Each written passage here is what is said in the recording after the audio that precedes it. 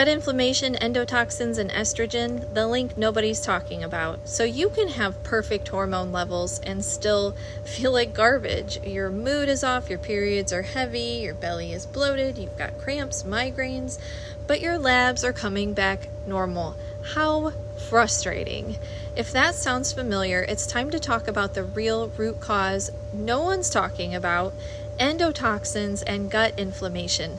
This might be one of the key reasons that your hormones won't balance no matter what you try. I see this all the time. Hey, I'm Dr. Rose. I'm a board-certified naturopathic doctor specializing in women's health and hormones. So let's talk about endotoxins.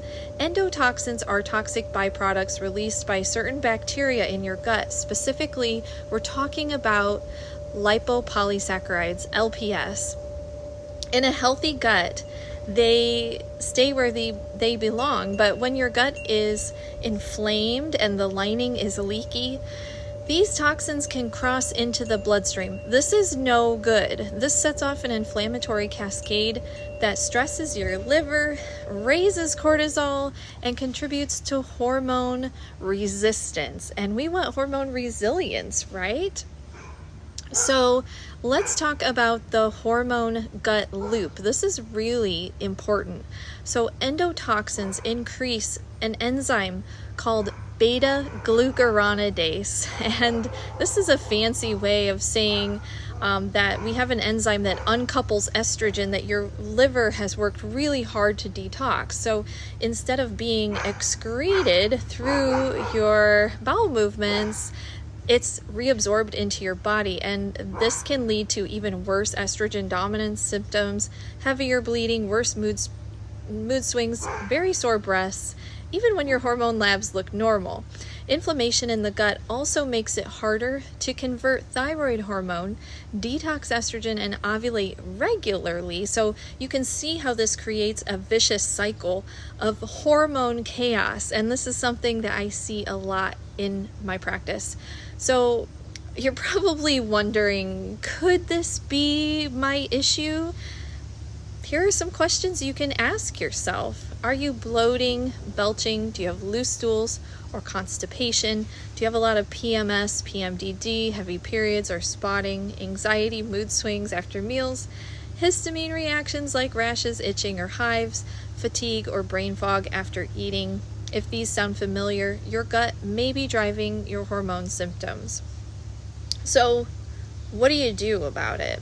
Well, here's what you can do every day and what you can start doing now to reduce gut inflammation and lower your endotoxin load. You can eat really easy to digest foods. So we're talking about cooking your vegetables. If they are vegetables that are good to eat when they're cooked, please cook it. Besides, the raw carrot salad, which is a great thing to try. Other vegetables I really recommend cooking. And then eating really ripe fruits or cooking those as well. You can take digestive enzymes. You can support your gut with spore-based probiotics. You can consider taking an activated charcoal or a GI binder. I would do this with a practitioner's help, of course. And make sure that your bile is flowing. You can use bitter herbs. And you want to also make sure that you're getting enough carbs. That's really important for this whole system to be functioning properly. So what about testing?